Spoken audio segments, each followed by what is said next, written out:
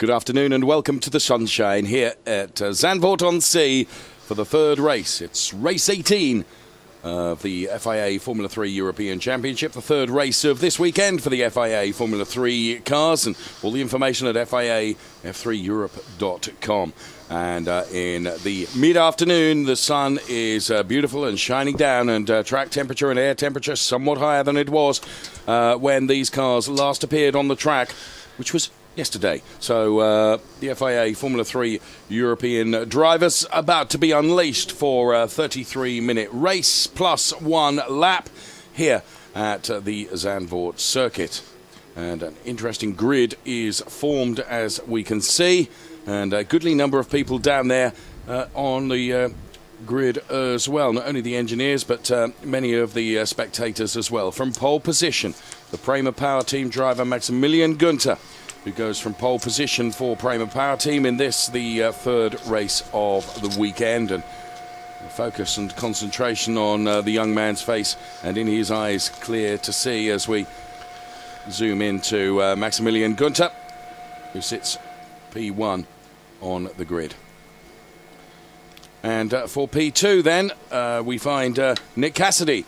And Nick Cassidy will come into this race brimming with confidence following the race win yesterday. And alongside me is Leo Gorman. You've spoken to Nick Cassidy and was pretty pleased with that race win. He was absolutely delighted with that race win yesterday, Dave. Very, very, very good drive, and also it followed quite a confident race in the opening race of the weekend as well, where he finished P2 behind eventual race winner and championship leader Lance Stroll. Cassidy is starting P2 on today's race, and theoretically you would say to yourself, well, you're P2 on the grid, you're on the inside, and it's slightly disadvantaged. But Nick said to me that if you have the inside of the corner, if you can hug the apex on the approach into turn one off the start, that you can actually get an advantage of that. Where you actually lose out is the person who's in front. The person who's starting on pole will have that extra bit of momentum as they go into turn one.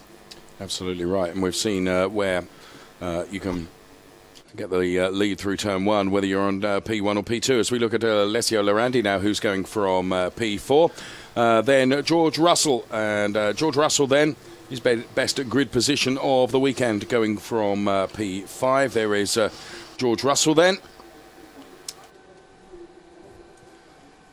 Inside the car, ready for the race, which is not far from getting away.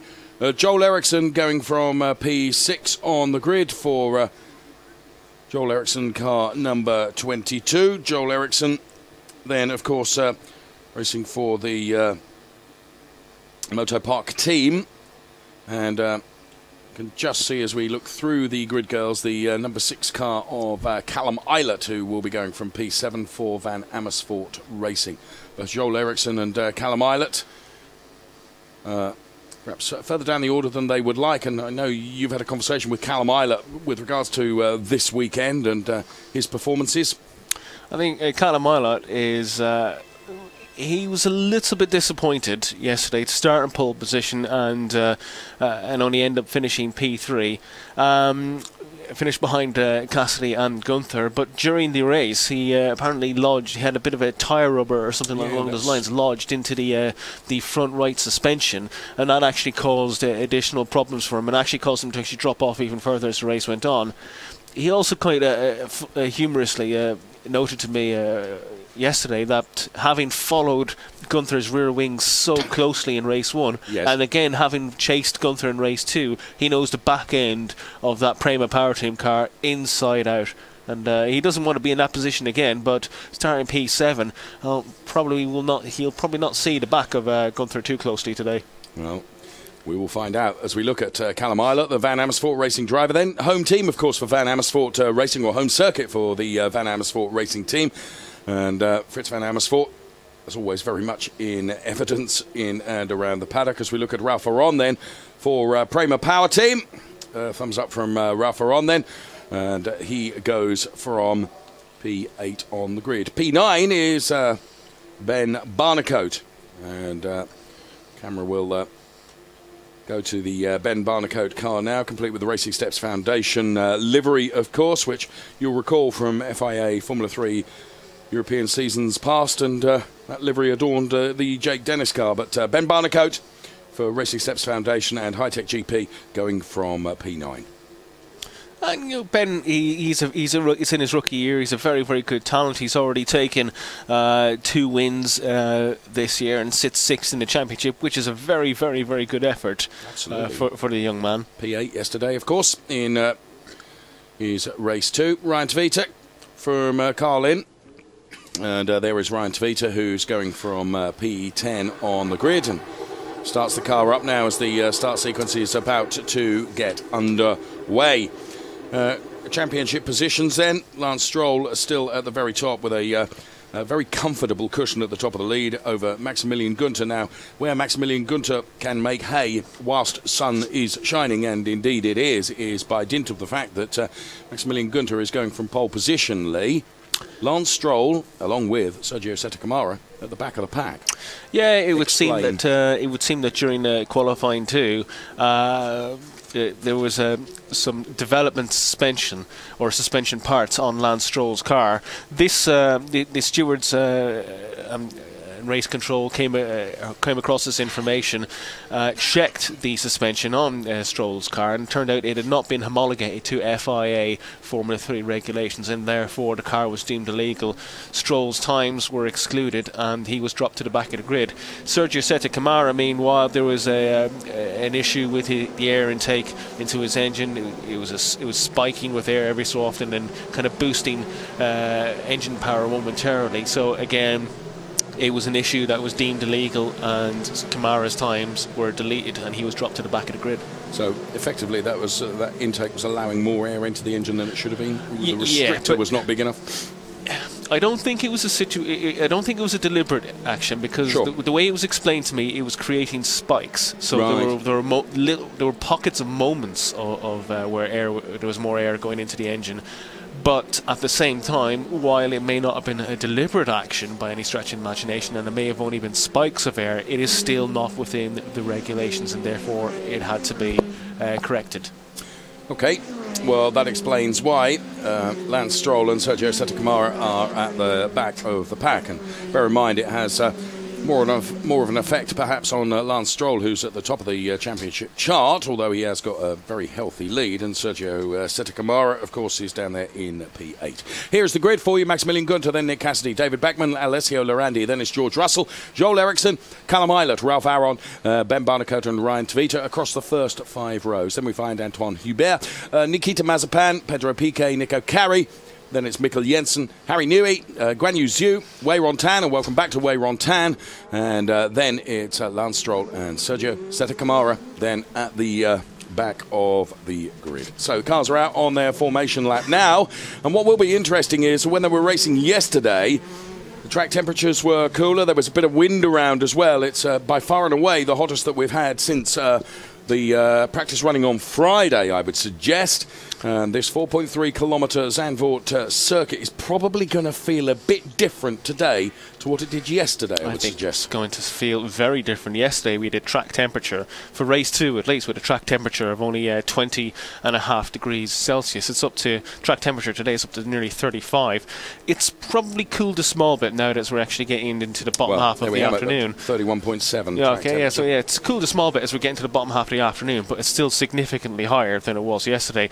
This will increase the pressure on tyres as the temperatures increase. The tyre wear can become more significant. There is Fritz van Amersfoort then at his home race to the very left of your picture there, and Maximilian Gunter and Nick Cassidy in their grid boxes. Of course, they have to wait the longest as the rest of the. What we did see, Nick. Yeah. So that he could immediately try and protect that inside line. So Max Gunter will be aware of the fact Nick Cassidy will want to try and take that. Now, we have seen it work, and of course they're both Prema drivers, but as the lights go on, we will see how it will unfold, because once 5 lights are out, we are away and racing. Good start from our pole setter, who does cover that inside line straight away. so that he should go through turn 1. Alessio Lorandi trying to dive up the inside there. And Beckman's held P3 ahead of Lorandi. Cassidy maintains P2, Gunther ahead. And it's a line astern as they get off the grid and go through the first few turns. So Maximilian Gunther then doing absolutely everything that he needed to do in terms of protecting that inside line through turn 1, which can be and could be vulnerable, but it certainly isn't as they make their way down to the back of the circuit now. And this is very much an old school circuit with no runoff areas. And Lorandi going to make an attempt on Beckman for P3. Doesn't quite make it through there. Russell is in 4th ahead of Violet. And while Barnicoat is challenging on the lower end of the points as well. There's Lance Stroll tucked in behind Harrison Newey right at the back of the pack. Of course, he would like to be able to carve and scythe his way through the order if he possibly could, and to get a points finish would be a real bonus, I would suggest, for Lance Stroll, starting from where he's had to start. He needed a really good start today because he had a relatively decent start. He made a couple of positions on the grid as Callum Eilert really fending off one of the Red Bull liveried cars, which I suppose is it Nico? No, sorry, it's Ryan de Vieter. So Maximilian Gunther leading from Nick Cassidy in P2 as we watch the number 12 car of George Russell. And the first lap completed of this 33-minute race, plus 1 lap. There is the order on the left-hand side of this screen. A big lock-up from Alessio Lorandi.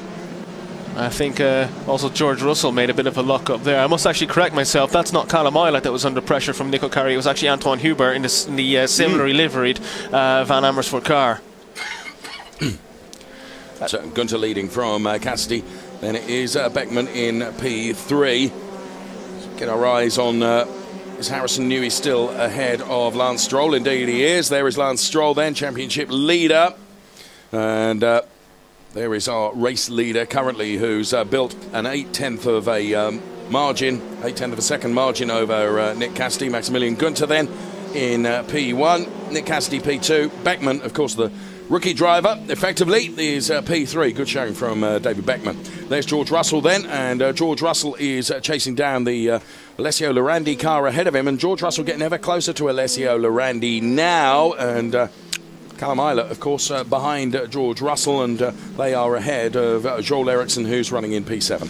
Interesting thing, though, about Lorandi. In race 1, he escaped into P3 and really was unchallenged for most of the race, and he was steady. Got in some very good lap times, didn't make any errors, no mistakes whatsoever, and no one really got close to him. Race 2, he was under the cosh, actually, for most of the race, and while he wasn't eventually passed in the end, you could see how much more ragged he was through several of the corners around the track. And once he actually put the pressure on him, I do wonder if maybe Lorandi still has those moments where his emotions almost get the better of him, get the better of his head in the car. Well, George Russell is certainly putting the pressure on Alessio Lorandi right now, and there is Callum Eilert just behind George Russell, and going for a little bit of a move there is Sergio.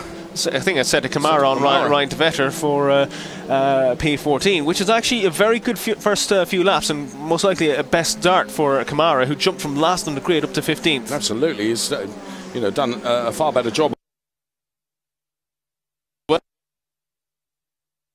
Power team car under an awful lot of pressure as they come around the far end of the circuit. That's again for the low reaches of the points. That's Aaron 8th, Barnicoat 9th, and Hubert in 10th, who's still under pressure from the Muka Motorsport car of Mikkel Jensen. Okay, early stages of the race then. The 1, 2, 3 have gapped themselves a bit, and it's Alessio Lorandi and then George Russell and Callum Eilert as we take a look at the replay of the start here. So Sergio Sette Camara then with a dive to the inside. I'm looking right at the back of the grid.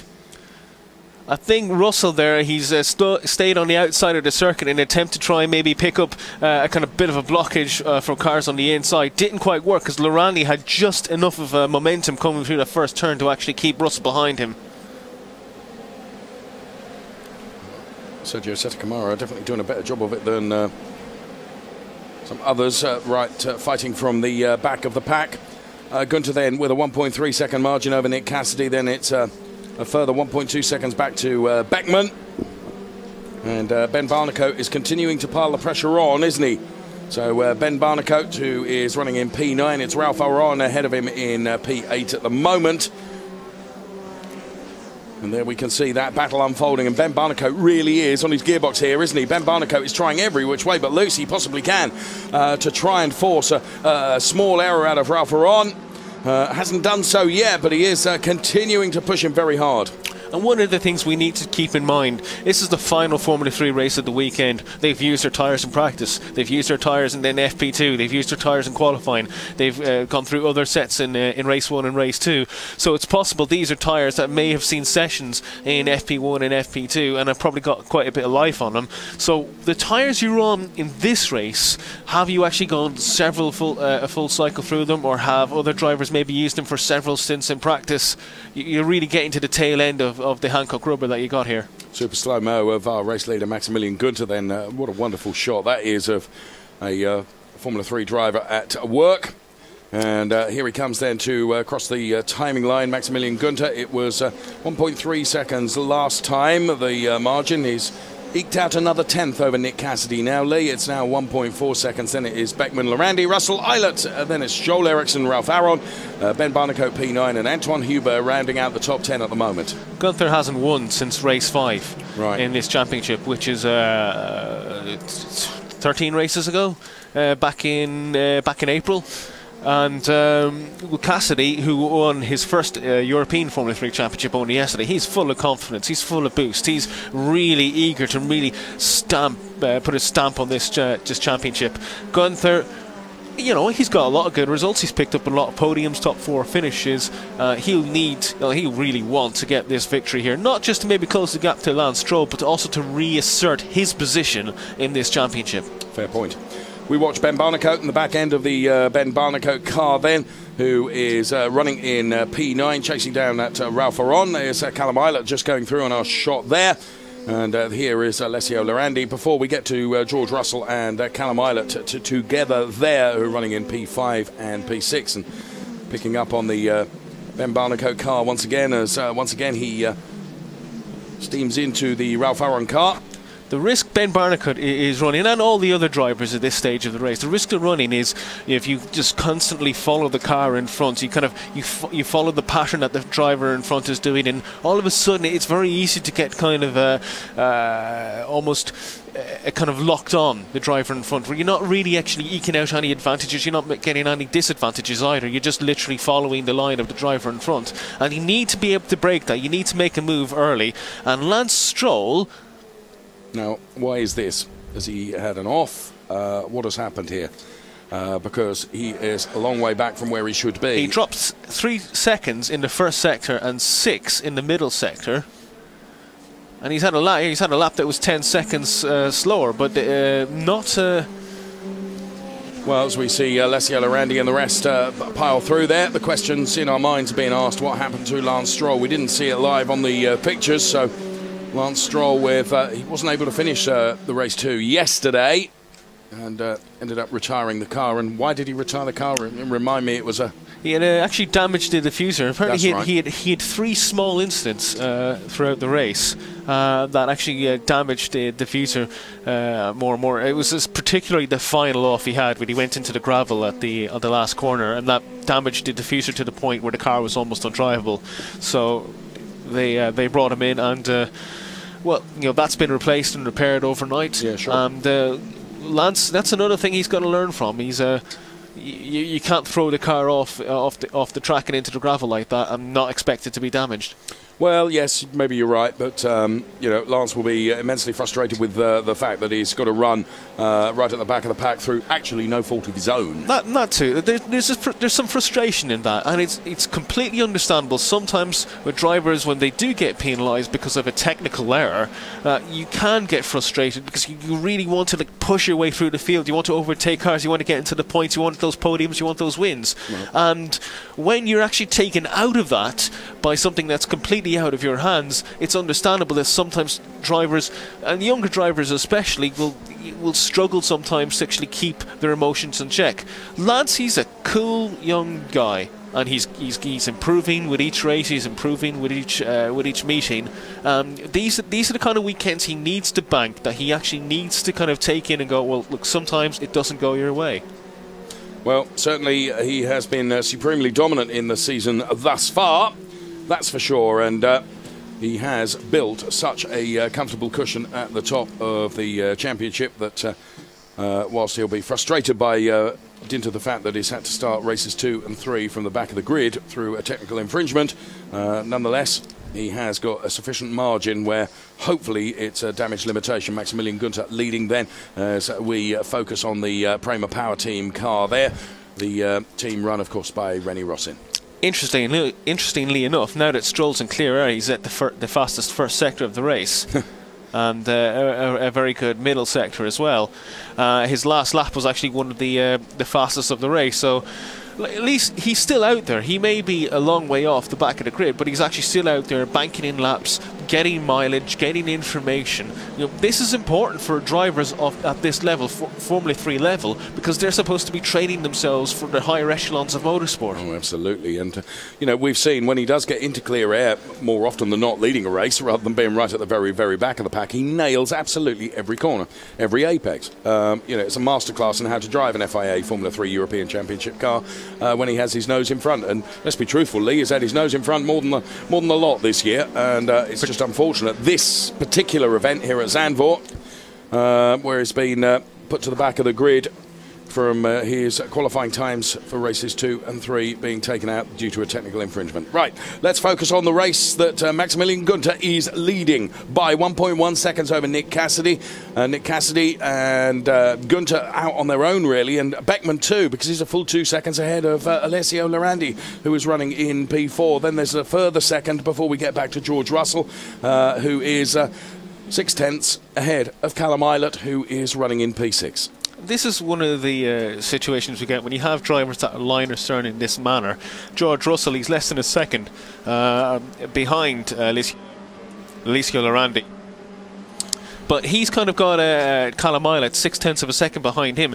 Russell is not in a position where he can concentrate on Lorandi in front of him. He's actually having to watch his mirrors as well. He's watching where Eilert is, as well as actually trying to keep a solid gap to Lorandi. And he cannot actually put all his focus on the car in head.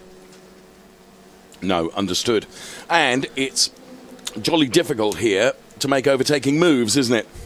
You know, we mentioned right at the start of the programme how this is one of the oldest circuits, and you can see it's not bathed in being blessed with lots and lots of tarmac runoff areas. Basically, there is no runoff area. If you go outside the track limits here, you're either on grass on the curbs or in the beach, aren't you? And that's what we could see. You could also see a situation where a driver sees a possibility of the move. They can maybe get close enough to the car in front and they'll try and dive down the inside, or maybe if you're in turn 1, go around the outside. And if you just go too far out or too close to the apex, you get that wheel on the grass, you get that wheel on the gravel, and suddenly you lose traction, you lose balance, you lose momentum, and that overtaking manoeuvre could actually see you losing a position if the car behind you is too close.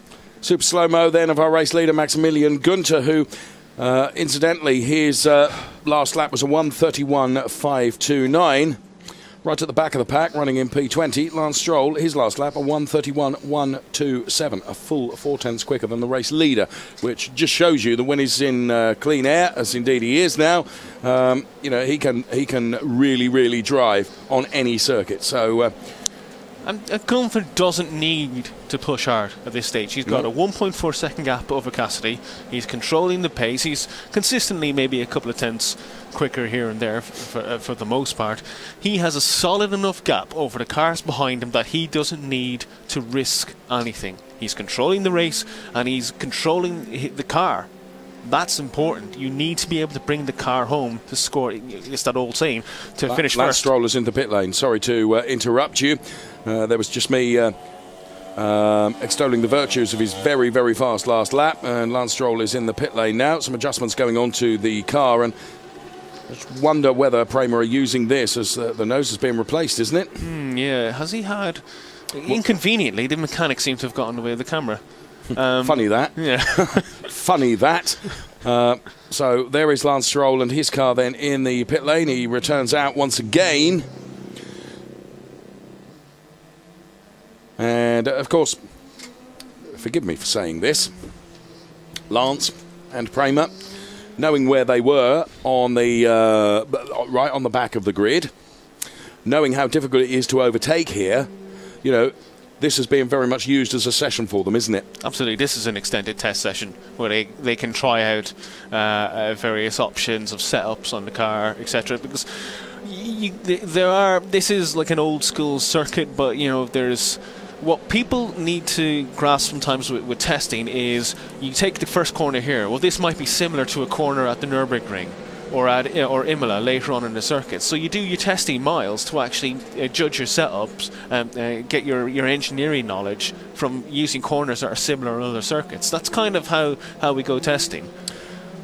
There was a point I was going to make, and with your extensive knowledge of the FIA Formula 3 European Championship, the Prema Power Team are the gun team, aren't they? And whatever Van Amersfoort do and Carlin do and Moto Park do and all the other teams do, okay, Prema Power Team have got some very, very good quality drivers. So too have Van Amersfoort. So too have Carlin. So too have Moto Park. But Prema just always seem to have the tiny little edge. Again, it comes down to testing. It comes down to how you run your sessions. If you can do the same amount of laps as another driver and another team, but you eke out that little bit more because you actually have to know what you're looking for. You need to go into sessions and you need to go into practices knowing exactly what you're looking for, knowing exactly what you need to nail. And if you can actually get those results, that is positive momentum for the future, and that's really where Prema nail an awful lot of these sessions. What we should make highlight of the fact is that there's a rookie in P3, and it's a rookie driving for Peter Mucker's Case Styler 24 Mucker Motorsport team, who's running in P3. That is David Beckman. As Gunter crosses the timing line a full 1.3 seconds ahead of Nick Cassidy, who has eked out still further margin between himself and the aforementioned David Beckman running in P3. Then it's Alessio Lorandi, George Russell, Callum Eilert, Joel Eriksson, Ralph Varon, and then it's Ben Barnicoat and Antoine Huber taking out the top 10. The rest of the order, as you can see on the screen in front of you. What's impressive of Beckman is it's not like he's under pressure for third place from Alessio Lorandi behind him. He's actually just gone out and he's doing his job. Okay, he's a couple of seconds shy of the Prema guys in front of him, but Lorandi's nowhere near him. No, he isn't. And for a guy who actually only started in the third round of this championship, because remember, he had to miss the first two rounds because he was too young to actually compete in them. So he's jumped into the season part of the way through. This is a really, really, really controlled drive, and I think we've actually seen a real upturn this weekend because he qualified fifth for yesterday's race, and he, qualifying third today. Okay, he finished seventh in yesterday's race, so it wasn't necessarily the result he was looking for. But if he can maintain this podium finish, this result, it will actually be a real boost for his confidence as well. Absolutely right, and it's really good to see, isn't it? And another aspect of Beckman in this position is he's got a teammate in Mikkel Jensen, and it also good teammates will drive each other. And it was going to be difficult for Mikkel at the start of the season for the first couple of rounds when he was on his own at Mucka. But when you have a teammate that challenges you, that actually drives you to challenge yourself as well. Yeah, that's a fair point. Mikkel Jensen at the moment is running down there just out the points in P12. He's got Nico Carey ahead of him. It's Antoine Hubert at the moment in the last points paying position, who's running in P10 ahead of Nico Carey, who I mentioned, and then Mikkel Jensen, who you were talking about. Then it's PK and Tvita. Before we see Seta Kamara and Guan Yu Zhu. And another aspect of Beckman is he's also leading the rookie the rookie standings in this particular race. Joel Eriksson, who's in 7th place overall, is heading Ralph Varon 8th overall, and they're the other two leading rookies in this race. So the FIA Formula 3 European Championships, the third and final race of the weekend for them, as we get some super slow-mo replays of our race leader here, Maximilian Gunter. Look, he's really rattling the curbs, and what Maximilian Gunter is still doing is, despite the margin he has, he's still putting in very, very good laps every time. Now, last time around, Nick Cassidy was marginally quicker, though, by about 0.4 Lee. And the gap is now down to 1 second. So you also have strategies in this race. Do you, if you've got a circuit that may possibly be high wear, yes, do you push early on in the race and you run the risk of maybe running out of tyres later on? Yeah. Or do you preserve the tyres, keep a solid gap, but then actually go for it late in the race, hoping that the guy in front of you has actually blown his hand-cooked tyres? Well, I'll tell you what, as they cross the timing line now, it's another 2 tenths. It's another 2 tenths out of this. Nick Cassidy is beginning to reel in Maximilian Günther. Now, is Maximilian Günther just playing with Nick Cassidy? Is he just... I don't think so. I think Cassidy is just reeling him in a bit. Günther has lost a couple of seconds, but he's not losing so significantly yet at this stage that he needs to worry too much. It's if Cassidy begins to get closer and closer, and maybe even challenge him, that will become an issue. Well, we've seen another 2 tenths go, so it's now just 8 tenths between the two Prema drivers, Maximilian Günther and Nick Cassidy. Bear in mind, it's probably difficult to overtake here at the Zandvoort circuit. And that comes back to, if Cassidy does close up very close to Günther, he needs to make the move early. Again, if you get into a position where you're just following the driver in front of you lap after lap after lap, it's very easy to kind of get into a dazed condition where you're literally mirroring the driver in front, and before you know it, the checkered flag comes out and you're like, well, where did that race go? Well, to be fair, 33 minutes plus 1 lap. We're down to under 12 minutes now left, plus 1 lap to race. Where has the race gone? There's George Russell, there is Callum Ilott. And they are running in P5 and P6. And race being led by Maximilian Günther and Nick Cassidy running in P2 with the rookie driver Beckman in P3. Callum Ilott mentioned yesterday after race 1, that entire race following Maxi Günther so closely, that he was able to change his lines every lap around into various corners to try and find a way past Günther. But what Günther was doing, he was actually watching what Ilott was doing and actually kind of almost adjusting his lines as well to keep Ilott at bay. Interestingly, Maximilian Günther has just taken 3 tenths out of Nick Cassidy, so it's seesawing a bit at the front, isn't it, between the P1 and P2? And I just wonder, we're going back to what I said and discounted earlier, whether Maximilian Günther is just perfectly managing this margin and perfectly managing this gap. It's also quite conceivable. Günther has lost a few tenths of a second over a couple of laps, and he's got his engineer over the radio saying, well, actually the gap's down to 8 tenths, hurry up, and Günther has done just that. Yeah, you might be right. So Günther, Cassidy and Beckman, the 1-2-3 then. And Ben Barnicoat just going through there that we saw with Antoine Hubert behind him. Then it's Nico Kari, Mikkel Jensen, PK Tvita, Seta Kamara is up to P15 with 10.5 minutes left. We've got Guan Yu Zhu running in P16. So here comes Lance Stroll back into the pit lane once again. And this really is very much a test session for the Prema guys. It'll be interesting to see what they do this time. Is it going to be a... They look like they're actually checking the suspension each time Lance goes in. But no definitive work that I can see. It seems to be more... It would be very nice if the the cameraman's really trying very, very hard. Bless, he's a good guy, he really is, and he is desperately trying to find a way through, isn't he, to try and find out what is going on. The engineers are moving in tandem with that, I noticed as well. Formula 3 is a development series. Let's not forget, this is not a championship with spec cars. So although they are all Dalaras, a lot of teams do run or attempt to run, say, development parts here and there, like suspensions or maybe barge boards. So there is an awful lot of active engineering in this championship. And whilst every chassis is a Dallara, it doesn't have to be. No, it doesn't have to be. No, that is not by regulation. As we saw last year, we had a Russian chassis manufacturer in for a few rounds as well.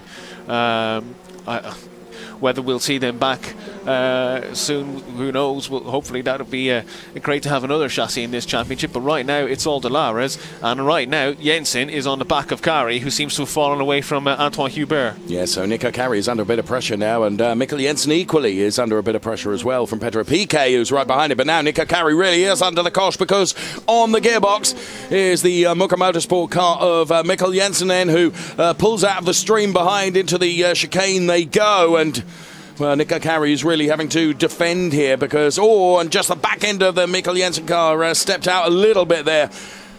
8.5 minutes of this race plus 1. Maximilian Gunter to the man that we're watching right now, and that is Mikkel Jensen in P12, who's chasing down the Nico Carey car ahead. Just looks at the inside, but he wasn't close enough there, was he? And Carey had got that all completely under control on that occasion.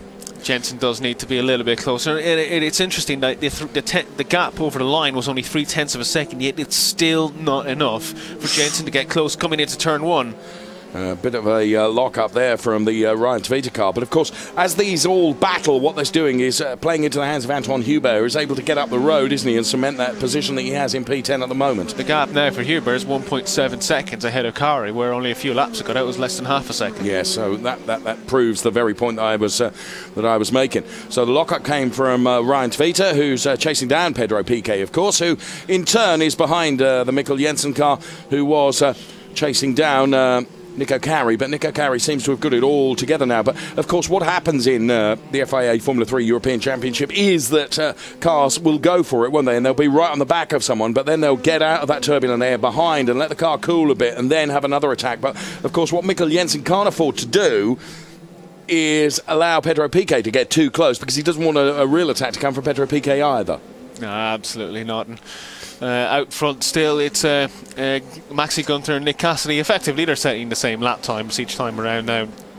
Gunther is controlling this pace, he's controlling the gap, and Cassidy, he's not got much time left. In fact, there's only 6.5 minutes left. If he's going to mount another attack, it's going to come soon, because attacks rarely come just as singular bursts. You kind of have to really think about it over the course of a lap and really analyse, where is this driver ahead, maybe leaving the gap or making a mistake. You know what, I'm going to go there next time around. But a lap here, it's a minute 30. You know, so by the time they actually complete the next time round, it's going to be 5 minutes left. By the time after that, it'll be 3 minutes 30, and these laps in this race will tick away very, very quickly. There's Alessio Lorandi, who is out on his own once again, running in P4. What we should remind you is that Maximilian Gunter and Nick Cassidy, whilst they're driving for the same team, for Prema Power Team, absolutely every driver is for himself. Once he's out there, it's his own program with that team, isn't it?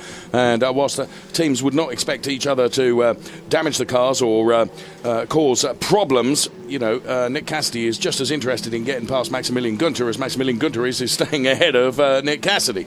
Absolutely, and this is another boon race really for Prema Power Team, who I think if it stays as it is... Oh, someone's off! Oh, and that is Warren Tan actually is in the car in the back end of the circuit. He had a little bit of an off yesterday, he went into the gravel but rejoined the circuit. In this instance, it seems he's actually hit the barrier.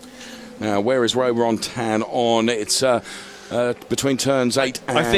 I think it's near enough the same part of the circuit he went off yesterday. Maybe the corner beforehand. Yeah, it's between the Renault turn, isn't it? And turn number 9. So he was a 1.5 seconds behind Nikita Mazepin. Now, I'm not entirely sure if he would have made any gains to actually maybe not an incident necessarily. Mazepin, but possibly he's just gone off himself.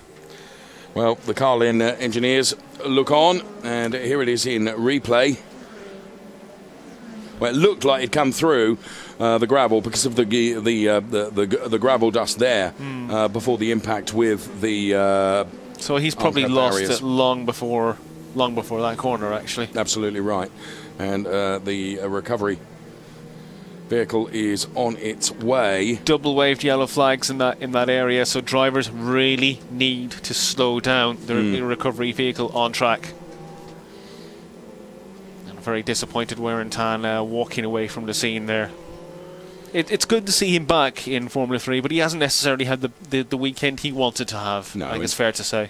And we do get confirmation, don't we, that Warren Tan is back for the remainder of the season as well, which is also good to know. So, as you say, Warren Tan walks away, and Maximilian Gunter is now only 9 tenths ahead of Nick Cassidy. I say only 9 tenths, but it's another couple of tenths that Cassidy has pulled out, but he's running out of time to do anything here, isn't he? It's 3.5 minutes plus 1 lap to do in this race. 9 tenths here is actually quite a huge distance if you think about it, because they are travelling very, very fast down that start-finish straight. So if you measure 9 tenths, that's a few hundred metres. Absolutely right. So Gunter, Cassidy, Beckman, Lorandi then it's Russell Eilert. That's Joel Eriksson, P7, Ralph Oran, and Ben Barnicoat and Anton Huber occupying the remaining places in the top 10 at the moment. Over the last laps, you can see there how the margin has just come down, and Nick Cassidy is pushing, isn't he? But it's... I think actually, Dave, you know what? I wonder if part of that also is Maxi actually lifting off a little bit more through turn 8 and turn 9. Maybe so, and there we can see the race-leading car of Maximilian Günther. There is P2 of Nick Cassidy, who I'm still inclined to say I think he's chasing him down. And in any event, the margin, certainly from the last lap, was down by a couple of tenths, and was down a couple of tenths of the preceding lap as well. So Günther, Cassidy, Beckman, the 1, 2, 3. Now, it'd be interesting to see what the time is now as they head for the timing line. It was 0.9, just 9 tenths between the two of them. It's another tenth. It's another tenth he's taken, and that is pretty much reflects the 1 tenth that Günther lost in the middle sector. Yeah. So the difference here between a double-waved yellow flag and maybe a slow zone that we see in other championships is in a slow zone, you kind of you have a set speed limit, or you have a set vector time that you need to get into in a sector, as Mikkel Jensen clings to the back of Nico Kari and still quite actually overtake him. But going back to the point, a double-wave yellow flag isn't necessary. There's no hard and fast rule as to how slow or fast you should go under a double-wave yellow flag. There is an element of of judgment in there. Well, that yellow flag, double yellow flag waved zone is clear now. We've got a green, so it's back to racing for the remaining 1.5 minutes plus 1 lap in this FIA Formula 3 Championship, third race of the weekend. And here's P1 and P2. It's Maximilian Günther and Nick Cassidy. And it was very interesting to note that Mikkel Jensen was really having a go at Nico Kari. There's no points in it, whether you're P12 or whether you're P11, but of course it is the pride of where you finish, isn't it? And every racing driver wants to get as many places in the book and ticked off as possible. So here in replay, it's Callum Eilert going for a little bit of a spin, as it were, through the back end of the circuit. And, Eilert doesn't want to do that because he's got a solid position here in 6th place, just behind George Russell. And, he, after only finishing in the top 3 yesterday after having pole, he doesn't want to lose any more places. No, it was a slide rather than a spin, wasn't it? Because he was able to control it, but you're absolutely right. And will that be Tyre Deg reaching its absolute peak now? Because, we're right at the end of the race. Possibly not. I think there's also maybe an element of he's trying to chase down George Russell before the checkered flag. It's really coming to the end of the race, maybe pushing a little bit too hard. Eilert's quite lucky in the sense that, okay, he got a wheel on the curb, had it been maybe a few centimetres either way, had he got his wheel on the actual grass patch and the gravel, that could have spun the car clean around. Absolutely agree with you. Well, Nico Kari is still having to defend from Mikkel Jensen to a degree, but Mikkel Jensen not quite as close as he has been to Nico Kari now, into 2 laps remaining in this FIA Formula 3 European Championship race, the race being led by Maximilian Günther. P2 is Nick Cassidy, and there once again getting ever closer to the Nico Kari car is the number 7 car of Mikkel Jensen, run by Cape Styler 24 Muka Motorsport. Peter Muka here spends an awful lot of his time guiding and advising and running the team of FIA Formula 3 European Championship runners that represent Muka Motorsport, if you like, and choose Muka Motorsport as their preferred team. And this is going to be a key debrief after this race for Jensen, because his younger teammate, is going to finish on the podium at this rate. They need to suss out where it was Beckman got it right and where it was Jensen didn't quite make up the gap, because that difference between 3rd and 12th place in a championship of 20 cars is actually quite significant. But let's not take away credit from Beckman, who's actually been very, very impressive in this race. Bear in mind, he is a rookie racer, so we've got a rookie racer P3, and then it's back down to P7 before we find Joel Eriksson, Ralph Aron, Ben Barnicoat, Anton Huber, and Nico Kari. A whole bunch of them, 5 together there. and it's really, really good. That we recognise the rookies up there on the podium as well, with 2 podiums, don't we? With both the race overall and rookie podium also. So, final lap then for Maximilian Gunter and Nick Cassidy, and for the aforementioned Beckman, who is running in P3.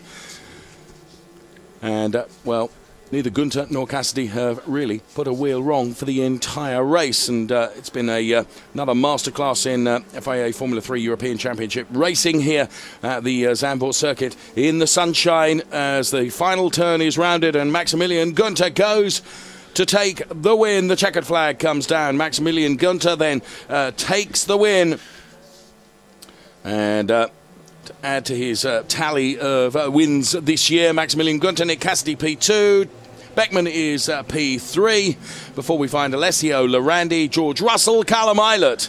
Then it's Joel Eriksson for P7, Ralph Aron for P8, and then it will be Ben Barnicoat and Antoine Huber rounding out the positions.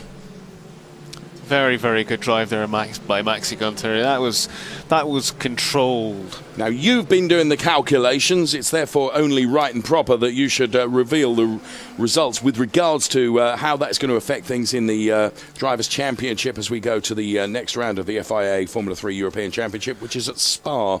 Well, that actually kind of splits the championship out a small bit, because although Lance Stroll, he didn't score any points in races 2 or 3, he's still very much in the lead. He's got a 56-point advantage over Maxi Gunter. That's just over 2 race wins worth. That just gives you an indication of how much Stroll's advantage was after race 1. Eilert, by the way, is 30 points behind Gunter in P3, but only a point ahead of Nick Cassidy.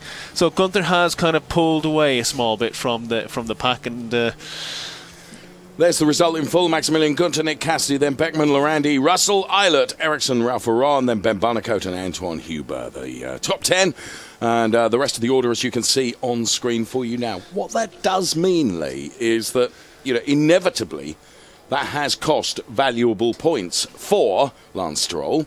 And the reason I'm saying that is because that cushion, that margin, is not as great as it once was. And, we talk about if a driver has an off weekend and your biggest competitor has a good weekend, that's when when the differential is at its greatest, isn't it? Yeah, absolutely. Now, what we can't have is a situation like this weekend next time out.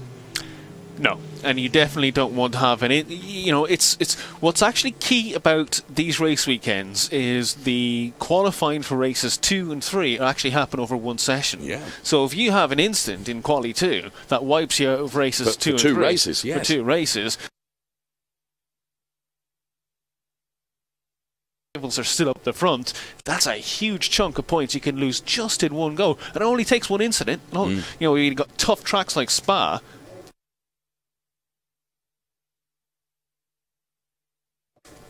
What it does mean is, for us race fans, it makes the, as Peter Mucker gets some very, very happy guys there at Mucker Motorsport, and rightly so. Beckman, fantastic drive. First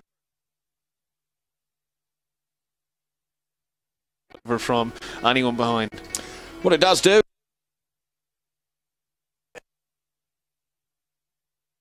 Muller, and of course the grand final to come. Maximilian Gunter for the Prema Power Team takes the win here at Zandvoort, race number 3. So Gunter, Cassidy, Beckman, the 1, 2, 3. And a note as well that despite the circuit being unforgiving, we only had one kind of minor incident. That was a wear and tan going off. Absolutely right. So congratulations all round then for 3 Prema 1-2s this weekend. And actually 3 different winners as well when you think about it. In the Drivers' Championship then, let's see if your calculations are spot on.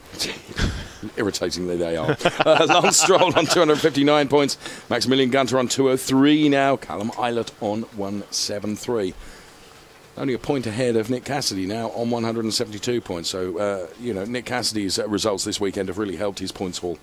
Yeah, a win in 2 seconds. That's really boosted his chances for at least 2nd or 3rd in the championship.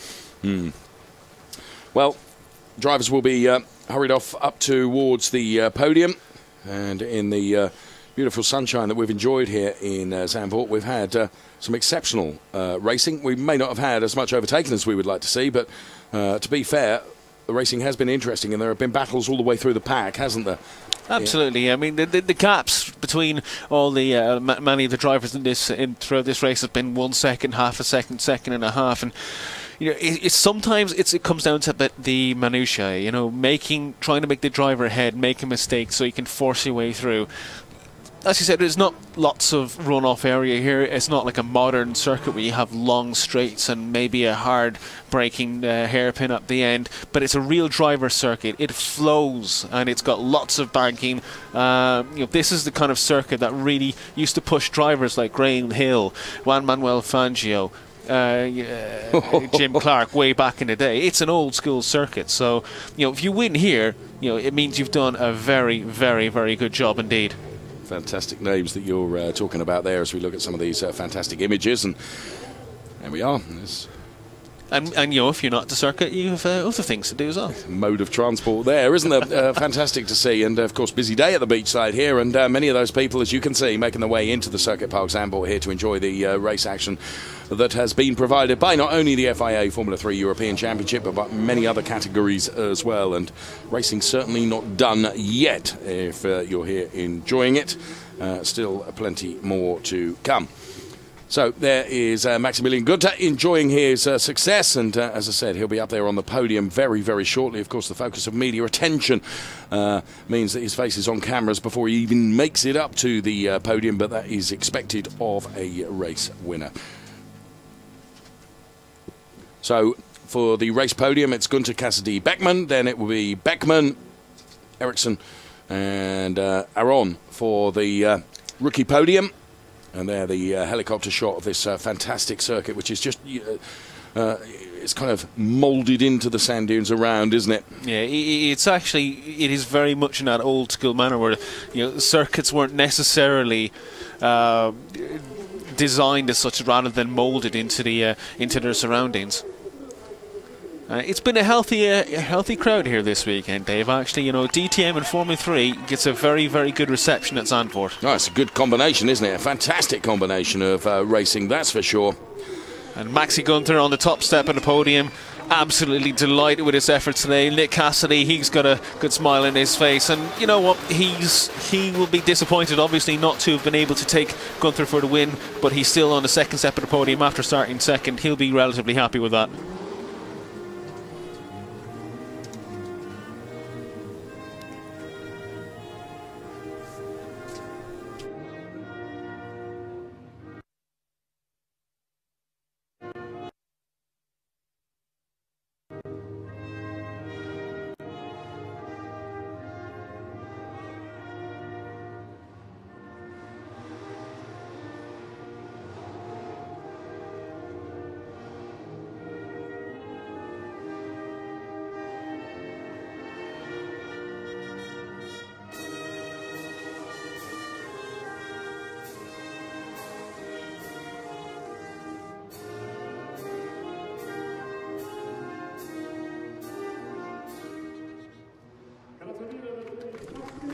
So the anthem plays out for Maximilian Günther on the top step of the podium, Nick Cassidy P2, and David Beckman P3. And here comes the trophy presentation.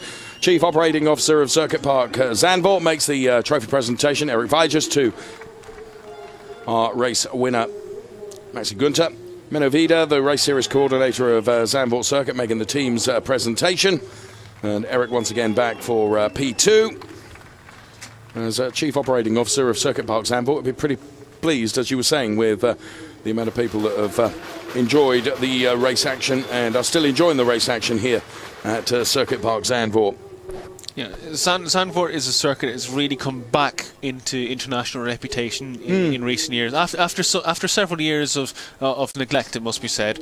And you know, it's great that you have wonderful events like DTM and for FIA Formula 3 that come to this wonderful circuit. And it's a great celebration of what a fantastic track it is today, but also a celebration of its history, as you've probably seen in the banners that have actually been around in the paddock this weekend, celebrating previous winners.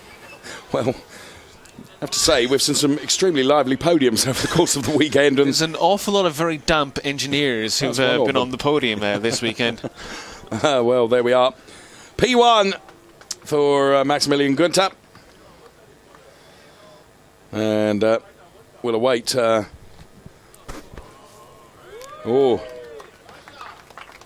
bottle safely dropped and collected. I do believe the Mucka engineers will have some use for that. Yes, I'm sure you're right. While they're packing the gear away this evening.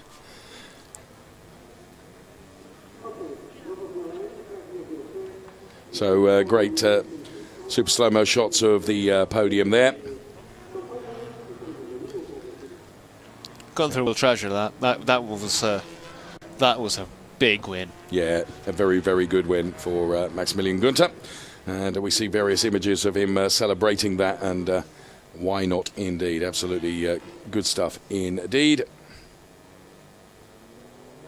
It's nice, isn't it, when racing drivers recognise just how much support they get from the team as well. It's you know, win together, lose together mentality, isn't it? And they are effectively, to a degree, they are first, second and fourth in the championship now. This weekend's done an awful lot of good for that championship, for that, with Gunther and Cassidy taking wins and podiums. And spectators then, here at Circuit Park Zandvoort, having enjoyed that. Fewer seagulls flying low today, I believe. Do be quiet. Well, there we have it as we take the backdrop there of the circuit. And hopefully if we can stay on air sufficiently long, we'll get the rookie podium as well.